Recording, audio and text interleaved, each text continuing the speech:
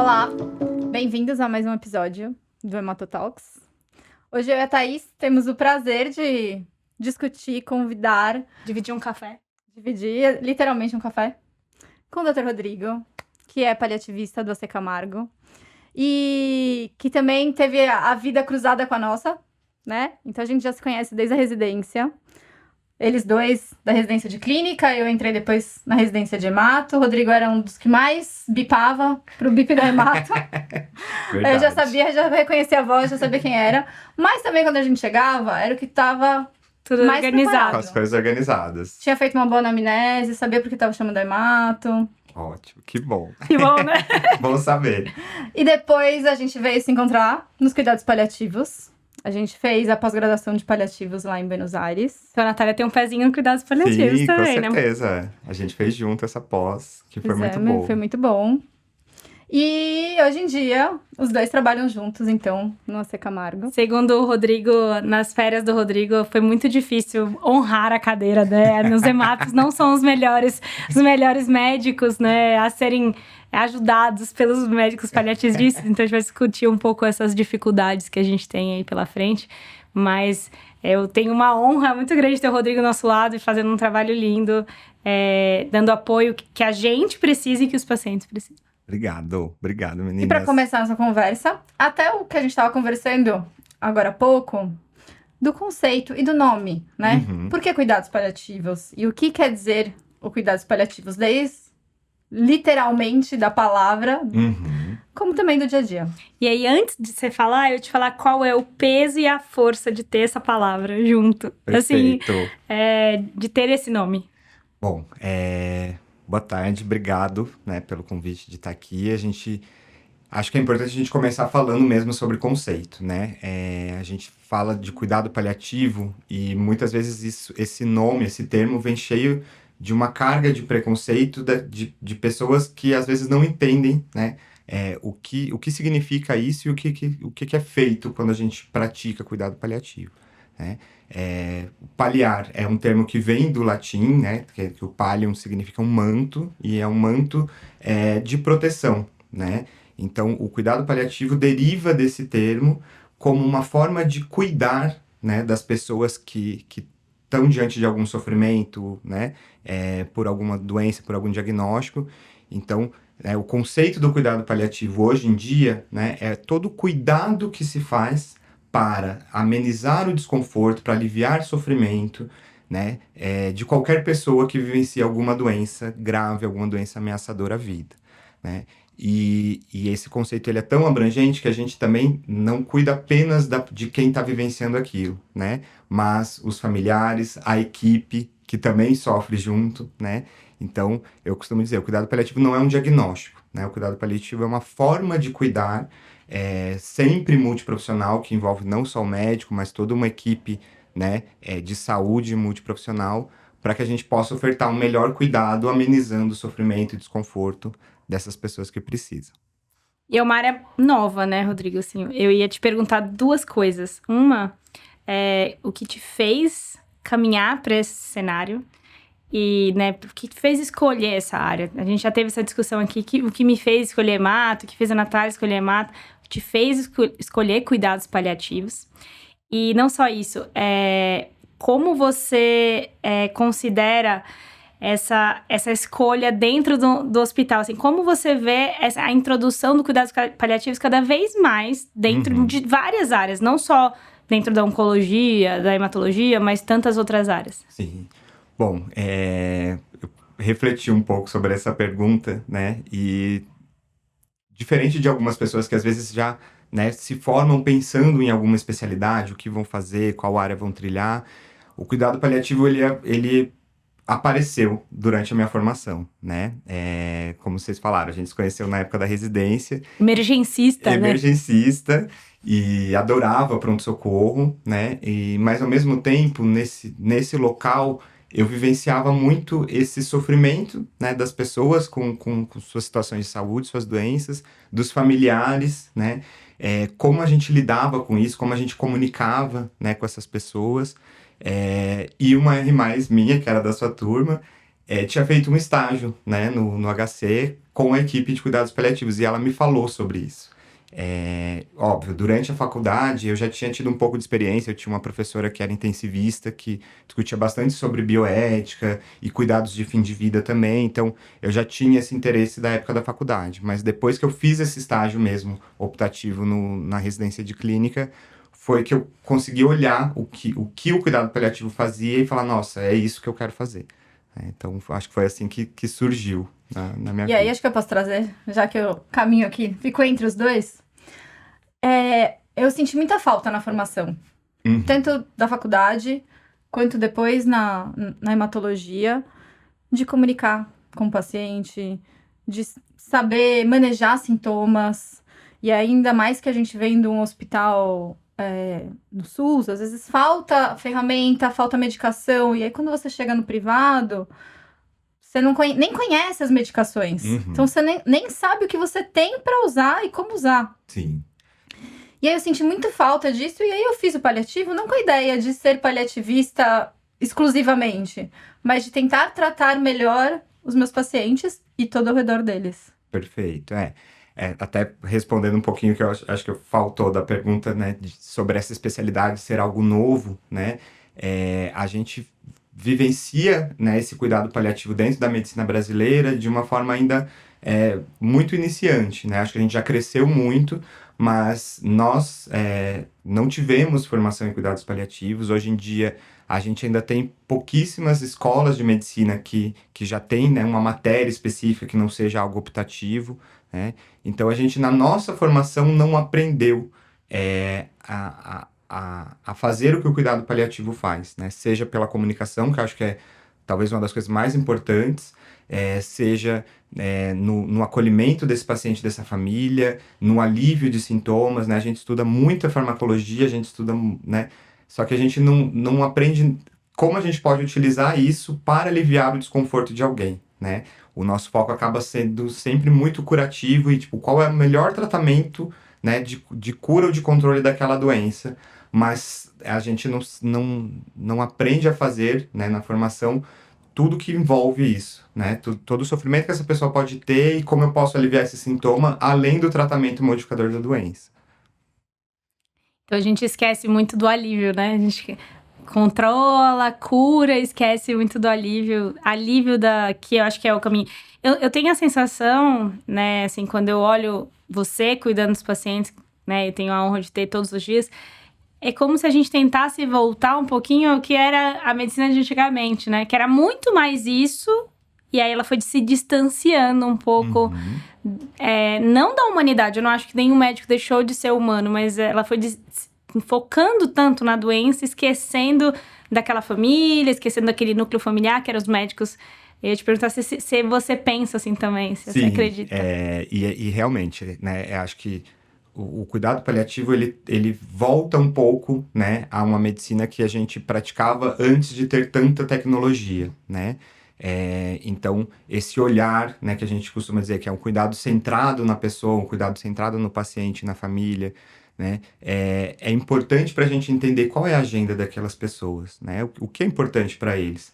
Quando a gente estuda, né, mais profundamente o cuidado paliativo, a gente vê que existe uma diferença grande de que os profissionais de saúde estão preocupados justamente em prognósticos e tratamentos, e os pacientes familiares estão muito preocupados em funcionalidade, em relação, né, em relacionamento, isso tratando a mesma coisa. Então a gente está diante da mesma situação, mas cada um está olhando de um jeito, né?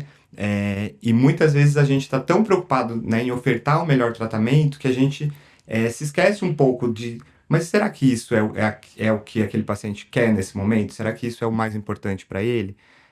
Então, fazer esse retorno a uma medicina que seja, né, tecnicamente boa, mas que seja humanizada, que seja né, focada na necessidade de quem a gente está cuidando, isso é muito importante, é a nossa luta diária. Não, e precisa estar interligado, porque senão também você não vai ter um bom desfecho. Nas formas modificadoras, então, de doença, você não vai ter um bom desfecho se você não cuidar de todo o resto. Exato. Por mais que você seja tecnicamente perfeito, o seu desfecho não vai ser perfeito. Então, vamos começar com a pergunta clássica dos cuidados paliativos. Uma das primeiras aulas, como dar más notícias. Bom, Técnicas de comunicação, que também é um assunto muito importante, não tem nada a ver com que especialidade você vai fazer. Todo médico deveria saber e a gente não aprende. Todas as pessoas deveriam saber, né? Exato. Técnicas de comunicação. Porque más notícias, sejam elas relacionadas ao biológico ou social, né? Tem tantas más notícias sociais que impactam tanto a vida das pessoas. Perda de emprego, por exemplo. Exato. Bom, essa pergunta é muito boa, né? Até porque quando a gente vai estudar mais a fundo o cuidado paliativo, tem um livro que é a nossa bíblia aí de cuidados paliativos, né?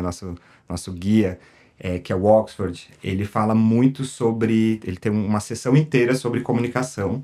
E ele coloca um pouco de que talvez a comunicação seja a maior expertise do profissional paliativista, né? Porque um bom clínico, né, tem a capacidade de lidar muito bem com o manejo de sintomas, se ele estudar aquilo, né? Mas você se aprofundar em como comunicar da melhor maneira é algo que é muito específico, né? Concordo com você, Natália, que é importante que todas as profissões tinham que ter isso e todos os profissionais de saúde, em especial médicos, têm que aprender a se comunicar, né? Porque a gente tem uma profissão que se baseia nisso, né? E quando a gente fala de, né, oncologia ou oncohematologia, mais ainda, né? Porque nessas situações, muitas vezes a gente vai ter que lidar com uma comunicação de uma má notícia. Seja, né, informar um paciente, uma família, um diagnóstico de câncer, seja informar um paciente ou a família uma não resposta ao tratamento, uma progressão da doença, né? E muitas vezes aquilo que às vezes é o que mais gera pavor, né? Que a gente não tem um tratamento modificador de doença mais, né? Então, nesse dia a dia a gente lida com isso. E daí a gente precisa entender que comunicar não é algo intuitivo, né? Não é porque a gente é simpático, porque a gente conversa bem, que a gente sabe comunicar, né? Comunicar envolve técnica, envolve treinamento, né? E é preciso que a gente pratique para poder, né, reproduzir isso depois. Então, toda a técnica de comunicação, ela envolve, né, uma preparação, né? Ou seja, você se preparar para aquilo que você vai falar. Então, você precisa saber de quem que você está cuidando, qual é o diagnóstico, quais são os exames que essa pessoa já fez, quais são os especialistas que já avaliaram essa pessoa, né? Depois disso, é preciso que você se prepare para esse momento da comunicação, né? Agende uma consulta, agende uma conversa, uma reunião, né? A gente sempre, né, fala que a primeira coisa, né, para uma boa técnica de comunicação é a gente ouvir, né? Então, a gente sempre precisa, né, lembrar de que as perguntas sejam sempre abertas, né? Não só coisas de sim ou não, mas para que essa pessoa possa ter a liberdade de te dizer o que é importante para ela, né? Muitas vezes, ainda mais hoje em dia, né, nessa era de tecnologia, de Google e tudo mais, as pessoas já buscaram alguma informação ou alguém já deu algum palpite. Então, dentro dessa comunicação, é sempre importante a gente perguntar, né? O que você sabe sobre isso que está acontecendo? Ou o que você já ouviu? Ou o que te disseram? Porque isso também te dá muita informação daquilo que você vai falar, Te né? ajuda, né? Te ajuda a começar. Te ajuda a começar, Você exato. tem que falar, então, o que é o diagnóstico, etc. Ou se você já tá numa fase de falar sobre tratamento, ou o que é, inclusive, o que a pessoa quer saber. Exatamente. Porque é isso, às vezes a gente está preocupado em dar um diagnóstico e a pessoa, né, você vai falar, né, infelizmente a gente tem uma notícia que não é boa, né, o exame veio positivo e tudo mais, e você está preocupado em como você vai tratar e qual vai ser a quimioterapia que você vai fazer, e a pessoa está ali preocupada se, será que meu cabelo vai cair? Como que será que a minha família vai lidar com isso? Então, né, essa agenda que é muito individual e que muitas vezes, na maioria das vezes, não é a que a gente está pensando, né? Então, perguntar o que a pessoa sabe, o que ela deseja saber, né? Às vezes a gente fica com muito receio de falar alguma coisa, falar, não, mas se eu falar sobre o prognóstico, se eu falar sobre o diagnóstico, essa pessoa vai ficar triste. Às vezes a família vem com essa demanda de que a gente, né, não toque nesse assunto, mas a gente tem maneiras de abordar e de aproximar, né? E falar, olha, quando a gente está falando sobre situações de saúde ou sobre notícias que talvez não sejam boas, qual é o seu perfil, né? Você é uma pessoa que gosta de saber todos os detalhes, ou se for algo que não seja bom, você prefere não saber, porque isso pode te gerar desconforto. Se você não preferir não saber, você indicaria alguém da sua família ou da sua confiança com quem a gente pudesse conversar, né? Então, E às vezes lembrar que também a gente não precisa falar tudo de uma vez. exatamente. Porque eu vejo assim, a hemato ainda traz doenças que não são populares, né? Uhum. Então, às vezes, sei lá, câncer de mama. Tem em todo lugar, tem no shopping, todo mundo conhece, já ouviu falar. Aí você fala, mieloma múltiplo. A pessoa não faz a menor ideia do Nem que o você nome tá lembra falando. câncer, né? Às vezes. É. Aham. Então, aí também às vezes é muito abstrato, né? Sim. Assim, falar câncer de mama, poxa, ela sabe onde é a mama, ela tem uma ideia tal. Aí você fala, é um negócio na medula óssea. Mas na medula, o que é medula? Exato. E aí fica muito abstrato. E, por exemplo, consultas de pré-transplante. Às vezes a gente recebe pacientes lá na BP que vêm de outros centros para transplantar. Eu também sempre começo. O que você já sabe sobre transplante? Porque às vezes uma pessoa sabe tudo, já tem uma ideia, e às vezes a pessoa não faz a menor ideia. Não do sabe que nem já sobre o tá. diagnóstico Não sabe nem dela, se sobre tem a que se é doença. uma cirurgia, se não é cirurgia, se vai tomar ponto, se não vai tomar ponto. Exato. E aí, muitas vezes eu explico tudo, mas superficial. Eu falo, olha, tá superficial agora, só pra te dar um painel geral. Uhum. E aí, na próxima, a gente vai aprofundar mais cada tópico. Com Porque certeza. senão a pessoa sai com um monte de informação e não entendeu nada. Duas coisas do que você falou, Natália, que são importantes sobre a comunicação ela sempre deve ser progressiva e ela sempre deve ser em linguagem acessível, né? A gente precisa se adequar para dizer aquilo que a gente sabe tecnicamente de uma forma que aquele paciente vai entender, né? Uhum. E às vezes essa forma é superficial, porque se a gente se aprofundar em termos técnicos, em marcadores tumorais, né? Essa pessoa não vai conseguir Acompanhar. compreender e daí a gente não tá comunicando. E você sabe que recentemente, acho que foi uma conversa recente que eu tive com um paciente de um termo que eu usava um tempo todo, achando que era algo. Falava sobre os linfomas indolentes, né? Falava, indolente, é indolente, é indolente. Explicava pra todo mundo que isso é indolente, porque. E aí um dia uma paciente falou assim: doutora, eu não entendo o que você fala sobre indolente. Aí eu. Não, é que é devagar. Não, mas eu não consigo entender. Você precisa me explicar o que é indolente. E pra mim, não era Uma palavra médica. não era uma palavra médica. Uhum. Era como se eu estivesse traduzindo, eu não estava traduzindo. E aí, retomando comunicação, tem uma coisa que o Rodrigo fala muito, que eu toda vez tento parar, refletir, que a gente precisa... Porque a gente, quando fala em núcleo familiar, né, a gente tá falando do paciente que tá dentro de um microambiente. Que dentro desse microambiente a gente tem o nosso paciente, que eventualmente você pode até conhecer melhor e saber as preferências ou não, mas no momento crítico surgem outros atores, né? Uhum. Nesse ambiente.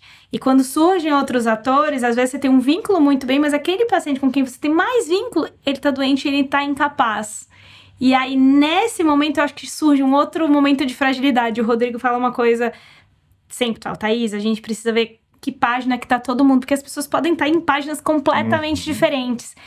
E é no momento da piora que isso sobressai, especialmente no paciente que é mais independente, né? Que no paciente que é bem independente, sempre tem 2, 3 pessoas que estão responsáveis, mas o cara que vinha totalmente independente, de repente, ele se vê numa situação mais vulnerável, esses atores, eles ganham proporção. Eu queria que você falasse um pouquinho sobre isso. Exato.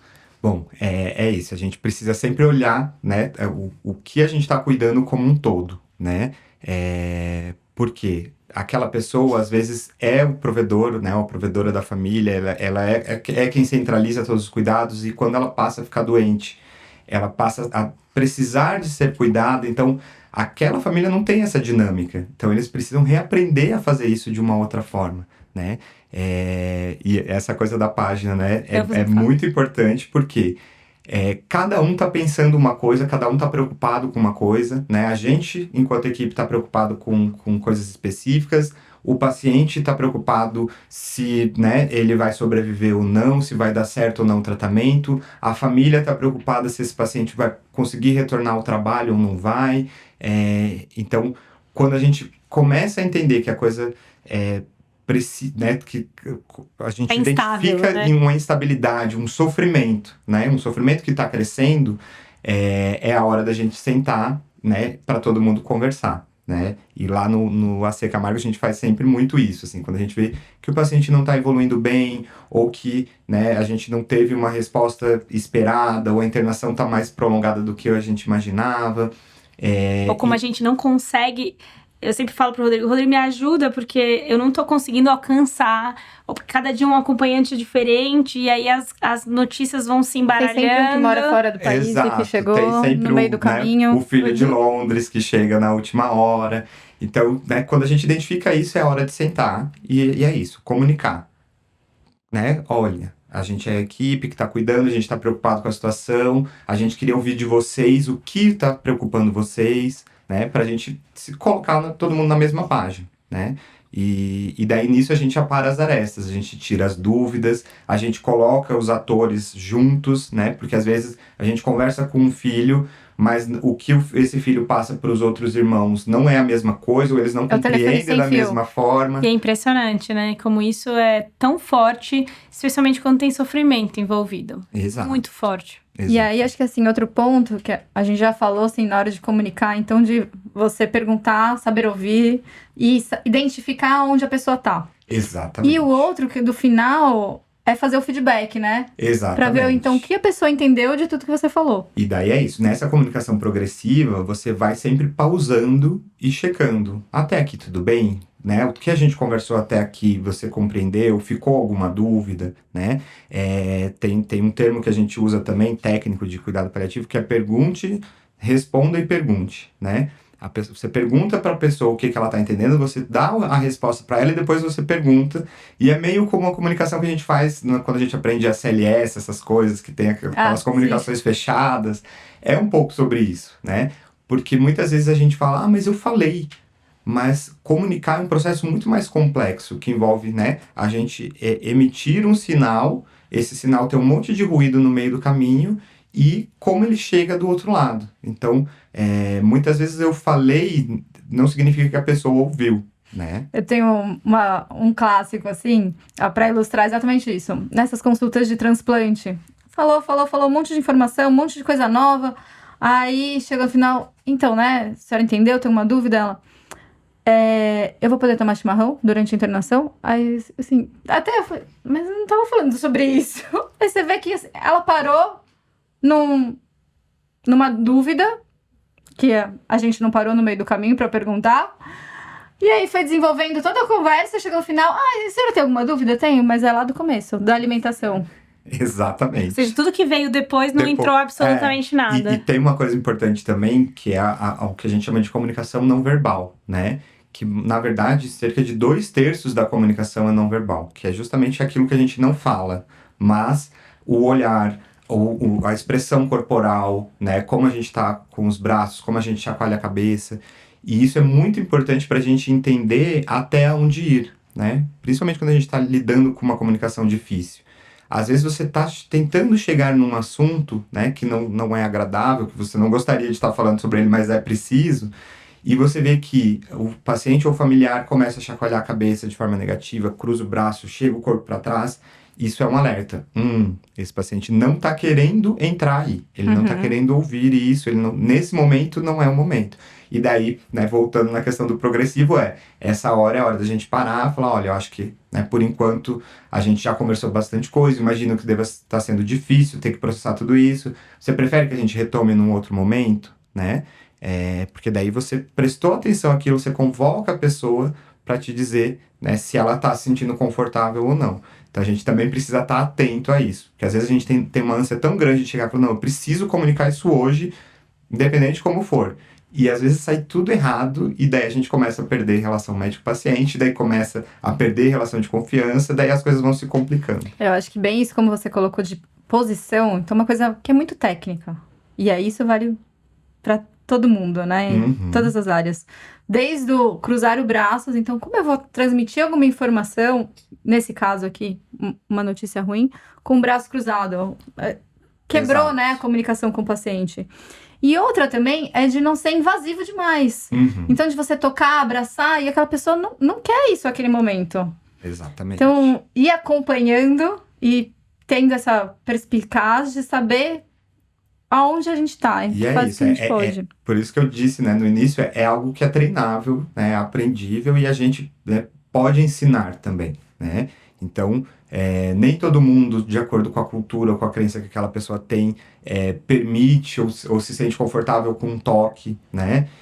Se for haver um toque, né, em que local do corpo que você vai tocar essa pessoa, Permissão, né, também. ter essa permissão ou não, e saber ler esses códigos, né? O que aquela pessoa tá te dizendo sem palavras naquele momento, né? E o que você também tá dizendo, né? Porque às vezes, por exemplo, uma situação de você passar uma informação, um grupo de médicos todos de pé, com o paciente deitado na maca e todo mundo em volta ali dele, né? Imagina como essa pessoa se sente, né? De Cena chegar um grupo de clássica, pessoas de pé ali olhando. E a pessoa olhando pro teto. Exato, né? Como também o clássico, né? Acho que a gente viu, inclusive, durante a pós, vários vídeos. E como tá tudo errado, né? Sim, naquele cenário. Tentando o fazer que não aquele. fazer, né? O jogo dos 7 erros, né? E é muito clássico no hospital. Às vezes você sair do quarto com um familiar. Uhum. Ou também colocar a pessoa contra a parede, né? Sim, Então você tá no meio do corredor, né? Um lugar onde tá todo mundo passando.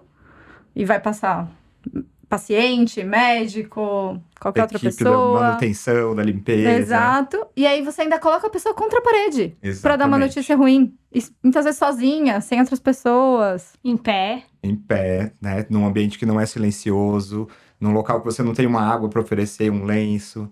Né? Tudo isso é algo que faz muita diferença. Às vezes parece algo simples, mas pode fazer muita diferença na forma como você vai, né, entregar aquela informação e na forma como a pessoa vai receber, né? Porque se você consegue utilizar técnicas adequadas de comunicação, por mais difícil que seja, né, aquilo que está sendo comunicado, e a gente vê isso bastante no dia a dia, né? Nem sempre a gente, né, gera algo que seja beligerante, assim, né? As pessoas podem ficar entristecidas, podem ficar reflexivas, mas elas te agradecem pela forma e pelo cuidado que você teve de falar aquilo daquela forma. Eu sempre falo que no final do dia, o que pauta o desfecho bom ou ruim, se você tiver uma boa relação médico-paciente, aquilo ali tá resolvido. Todas as distócias, não todas, mas eu diria que 90% das distócias que acontecem na relação médico-paciente estão imputadas na comunicação. Não com desfecho. Uhum. Bom ou ruim. Ela tá imputada na comunicação. Exato. E isso pode transformar tanto, né, a nossa maneira de agir. E o que eu sempre falo para os residentes, que nenhum médico, em sã consciência, pelo menos, o médico, ele sempre começa a vida dele com as melhores das intenções, não quer ser grosseiro, né? Mas como vocês mesmos falaram, a gente não é preparado, né? Uhum. Eu falo que tem 2 caminhos num médico novo, quando o primeiro sofrimento grande que ele tem 2 caminhos. Ou ele ressignifica tudo, repensa, olha, entende que ele vai sofrer, ou ele embrutece. Sim, exato. E aí, daí a gente consegue ver tantas coisas. Eu sempre falo, dentro de um cirurgião muito grosseiro, ou um neurocirurgião tem um cara, sem dúvida nenhuma, um estudante de medicina que sofreu muito no meio do caminho. Porque ninguém decide, em sã consciência, cuidar de gente sem ter carinho por gente. Uhum. Mas o caminho não é fácil. Eu sempre falo isso para os pacientes. Quando você encontra alguém que foi mal educado, um médico que talvez tenha um comportamento não tão adequado, para e pensa que aquele cara pode não soube. Óbvio, existem exceções, pessoas boas e ruins em todas as áreas. Mas eu sempre tento buscar que aquele é um cara que sofreu e não conseguiu se curar. Né? Ou ele não sabe como lidar com aquela situação, né? Ele não foi... não recebeu essas ferramentas de aprender como comunicar, como se proteger. E se fechar, né? É uma maneira fácil, né? Exato. Muito fácil, É um mecanismo de defesa, né? E que a gente, infelizmente, vê muito acontecer até hoje, né? Tá melhorando, eu acho que a gente tá se aproximando de novo, né? A medicina mais humanizada, a medicina que busca muito, mas por muito tempo esse distanciamento foi buscado e foi até reverberado. Sim, era valorizado, né? Como algo... Você precisa ser forte e não se envolver para que você não sofra, né? Mas hoje em dia a gente consegue falar sobre empatia, sobre compaixão, né? Sobre você se colocar no lugar do outro para você entender como aquela pessoa se sente em relação àquilo, e isso te ajudar no seu julgamento, né? Seja ele clínico, técnico, mas que tenha, né, um valor humano agregado, porque a gente está lidando com vidas que estão sendo, né, como que eu posso dizer? Devastadas, né? E na verdade, Picadas. e são vidas que estão se colocando à nossa disposição, né, do nosso saber técnico, do nosso cuidado. Então, é algo que a gente precisa entender com muito respeito, né? De que ao cuidar de alguém, essa pessoa tá talvez ali no maior, mais vulnerável. né, na maior vulnerabilidade, na maior fragilidade dela perante a você. Então, a gente deve respeitar isso sempre. E a gente passa para a página 2, que é uma outra super periculosa aqui dessa primeira parte, que é sobre dor. E eu vou te começar dizendo, né, eu sou médico, você é médico, nós três somos médicos, e eu vivi, foi uma das coisas uma das experiências mais interessantes que eu vivi conscientemente, né? Eu tive apendicite 1 ano atrás, então, assim, não esperava, nem eu mesmo, sendo médica, pudesse achar que eu tinha apendicite, eu tava só vomitando, cheguei na emergência, que é um dos piores lugares para avaliação de dor, e eu me senti negligenciada com a dor, porque eu falava assim, eu tô com muita dor. Eles falavam, não, calma, você é uma menina nova. E eu falava, não, mas eu sou médica, eu sei o que eu tô falando, não tá passando. Aí eu falava, não pode não tá passando, você já tomou tal, remédio. E aí eu falava, mas gente, será que eu tô ficando maluca? Não é possível, eu tô com muita dor. E aí, mas foi uma experiência, enfim, era apendicite, não ia passar mesmo, cirurgia quer resolver. E aí, lá pela estação, falou assim, você quer morfina? A médica falando pra mim que sou médica, eu falava, não é sobre isso, eu tô passando mal, eu tô com muita dor. Eu quero que alguém amenize meu sofrimento. Tô com dor. E aí eu parei e falei, nossa senhora, como dor é uma experiência. Sim. Não é simplesmente focal, ativa, tempo. Não é sobre isso. É sobre uma experiência que, inclusive, leva em consideração não só a intensidade, como um aspecto psíquico, social e tantas outras coisas. Mas foi eu falei que eu achei muito bem feito pra mim, porque em todos os sentidos, porque eu me sentindo, e eu falava assim, mesmo com a morfina, não tá melhorando, assim, porque era cirúrgico, tinha que operar, Sim. enfim, mas foi uma escola, aquele momento eu consegui, lógico que não no dia seguinte, como eu também fui negligenciada com dor, e como dor é negligenciado, Sim. né? Dor talvez seja um dos principais sintomas, né, um dos principais sofrimentos que alguém que vivencia alguma doença crônica, alguma doença grave, experimenta, né? Então, dentro do escopo da ação do paliativista, a gente trata muito dor e muitas vezes é a forma de chegada, né? Tem muito paciente que a gente começa a acompanhar e começa a criar vínculo porque a gente foi ali para ajudar na dor dele. Como dor abre chaves, né? Exato. São vários tipos de dor. Exatamente, né? A gente tem, como a Thaís mesma falou, dor não é algo só físico, né? Dor é uma experiência, né? Desconfortável que a gente sente e que envolve, né? Os aspectos biológicos. Então, é importante, enquanto médico, a gente entender a fisiopatologia do que está acontecendo para entender, né? Por que dói, de que forma que dói, né? A gente tem mecanismos de dores diferentes que a gente discute bastante, né? Dor nociceptiva, dor neuropática, dor mista, a intensidade dessa dor, né? E que Escalas, né? Então, usamos várias escalas para identificar, né, qual é a intensidade dessa dor e a partir daí a gente começa, né, a intervir de forma, né, terapêutica aí em relação à dor. Mas realmente ainda é um sintoma muito negligenciado, né? Porque é muito engraçado que a gente classifica essa dor numa nota, numa escala, de acordo com o que o paciente nos traz, mas ao mesmo tempo o profissional de saúde duvida disso, né? Não, eu tenho uma dor que é 7. Ele fala 10, mas é 7. E daí, não, mas ele não tá com uma cara de que tem uma dor 7 ou que tem uma dor 10. Ela não tem cara de dor, né? Pô, é a pessoa que tá sentindo aquilo, ela tá te referindo, né, qual é a intensidade dela.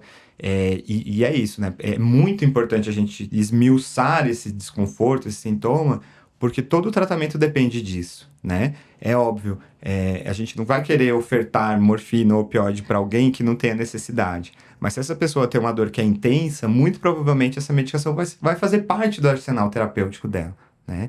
E é tão, não só da parte, né, da área da saúde, mas da parte dos pacientes também, eu vejo que muito ocorre duas coisas. As pessoas que às vezes minimizam a dor, né, como algo tipo, não, já que estou doente, faz parte desse processo que eu tenha esse sofrimento e essa dor, ou também aquela preocupação de, mas se eu aliviar essa dor, eu vou estar escondendo um sintoma e isso talvez possa não me mostrar outras coisas. Daquele clássico que a gente aprende, que os pacientes falam muito, para funcionar tem que arder, tem que doer, né? Exato, né? O mertiolate da vida, assim, se não arder, não tá funcionando. Não, e até do profissional mesmo, né? Aquela ideia de, não vou deixar o remédio, porque senão eu não vou saber se ele vai... Tá melhorando, se não tá melhorando. Não, eu uso muito esse argumento no hospital, que às vezes as pessoas vêm preocupadas. Não, mas e se eu não sentir dor? Eu falo, olha, você está em acompanhamento médico. Então, isso significa que você faz exames regulares. Você tem, né, de tempos em tempos, uma reavaliação.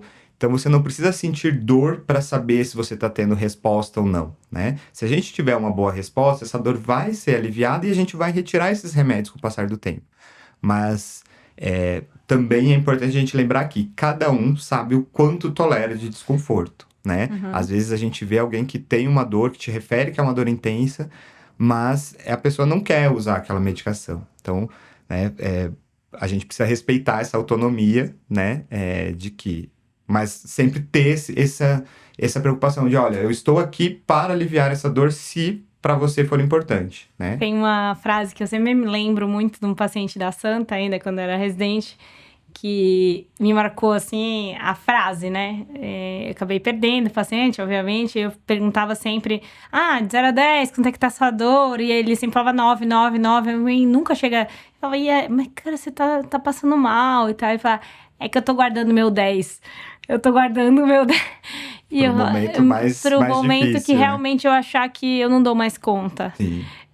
Eu nunca esqueci, assim, eu falava, mas não guarda esse 10, deixa que eu resolva esse 10. E ele falava, não, o dia que você me escutar falando 10 é porque faltou um pouco de mim nessa escala, né? Mas é uma das frases que, tipo, me marcou muito, assim, na história. E acho que... Não, e destrinchar isso, né? Então a gente põe essa escala, é clássico, tá em todo prontuário, todo mundo... vermelhinhos lá, no hospital tal. tem. Põe de um jeito numérico, põe de um jeito de carinha, sei lá, pra criança, tal. Mas é muito subjetivo. Se a pessoa nunca vivenciou, ela não vai saber se aquela dor é 10 ou se aquela dor é 5. Se existe uma dor maior do que aquela que ela tá passando. Não tem como ela saber. É difícil mensurar, né? Mas aí a gente tentar destrinchar, então. Nossa, tá com muito desconforto? Tem um momento que alivia? Não, ela só tá piorando. Sim, exato. Adequar a linguagem pra gente se comunicar, né? E ser efetivo o que a gente for fazer, né? É preciso que a gente tenha esse cuidado, né? E a gente tá sempre focado nisso no dia a dia, né? O que te incomoda, de que jeito te incomoda, qual a intensidade desse desconforto, para eu poder, inclusive, mensurar depois o que eu fiz, né? O que eu fiz de conduta para avaliar a resposta, né? E recentemente você falou, a gente no dia a dia falou de um termo que eu não conhecia mesmo, né? Que é dor total. Ótimo, perfeito. Eu tava esperando a gente falar um pouco sobre isso. Como a gente disse, né? Essa experiência, ela é algo que ela extrapola o físico, né? Então, a forma como a gente sente dor ou a intensidade que a gente sente dor está diretamente relacionada com a nossa parte física, mas com a nossa parte emocional, com a nossa parte social e com a nossa parte espiritual, né? Dentro dos cuidados paliativos, a gente tem um expoente muito importante aí, que é a Dame Cecily Saunders, que foi uma enfermeira, assistente social, médica, e que quem difundiu mesmo os cuidados paliativos, né, pelo mundo. E ela criou esse termo, né, de dor total, que envolve justamente uma dor que geralmente é aquela dor que qualquer medicação que a gente faça, seja o melhor opioide que você tiver, não é capaz de aliviar, né?